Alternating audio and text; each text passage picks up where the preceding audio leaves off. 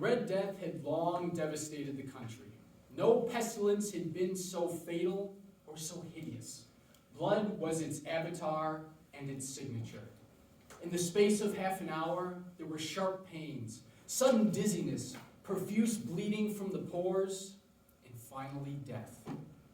The scarlet stains upon the body, and especially upon the face of the victim, were the signposts that shut him out from the aid and sympathy of his fellow man. But the Prince Prospero was happy, fearless, and wise. When his kingdom was half depopulated, he summoned 1,000 healthy and light-hearted friends from amongst the knights and dames of his court and went into deep seclusion in one of his fortified abbeys. An extensive and magnificent structure, it was surrounded by strong and lofty walls with gates of iron. The abbey was well stocked and the gates welded shut, leaving no means of coming or going. With these precautions, its inhabitants might bid defiance to contagion. The outside world could take care of itself. In the meantime, the prince had provided all the appliances of pleasure. There were improvisers, there were buffoons, there were musicians, there were ballet dancers, there was beauty, there was wine. All this and security were within. Without was the Red Death. It was around the close of the 5th or 6th month of his seclusion, and while the pestilence raged most furiously abroad, he decided to have a masquerade ball of the most unusual magnificence for his 1,000 friends. And in the hall, against the western wall, there stood a gigantic clock made of ebony.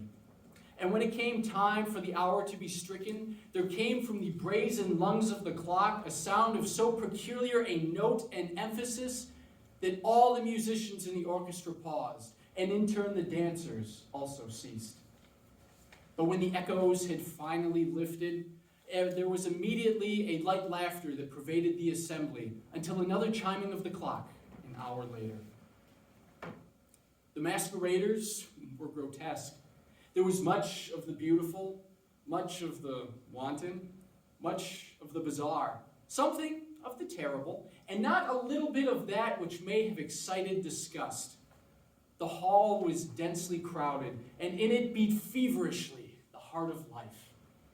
And the revel went whirlingly on until the sounding of midnight upon the clock. But this time there were 12 strokes to be sounded by the bell, and in the stillness, many individuals in the crowd noticed the presence of a masked figure which none had noticed before. The figure was tall and gaunt and dressed from head to foot in the clothes of the dead. The mask which covered its visage was made so nearly to resemble the face of a stiffened corpse that it held up to the closest of scrutiny. Now, this had gone beyond the bounds of even the prince's indefinite decorum, and there are some matters of which no jest should be made. This might have been accepted by the revelers, or even tolerated, except that the figure in question had gone so far as to mimic the consequences of the Red Death.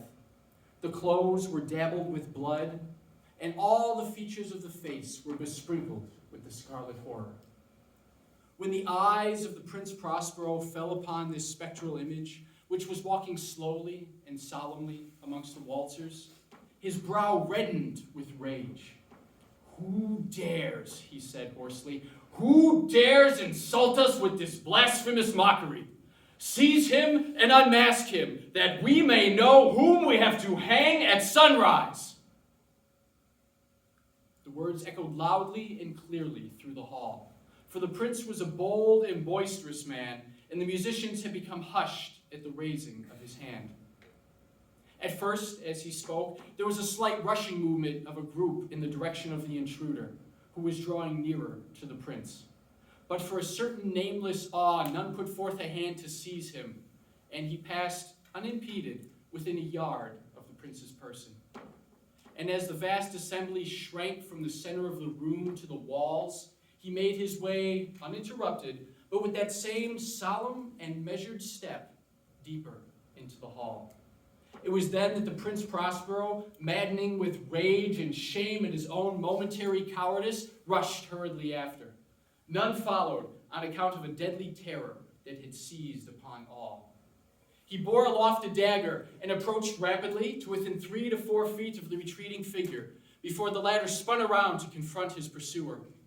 There was a sharp cry, and the dagger fell gleaming to the carpet, followed instantly afterward by the lifeless body of the Prince Prospero. Summoning the wild courage of despair, a throng of revelers at once threw themselves forward, and seizing the stranger, gasped in unutterable horror at finding the grave clothes and the corpse-like mask they held to be empty. And then was acknowledged the presence of the Red Death.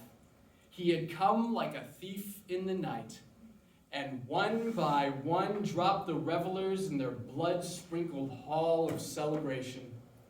And the life of the ebony clock went out with the last of the partygoers, and the candles and their flames expired. And darkness, decay, and the Red Death held endless dominion over all.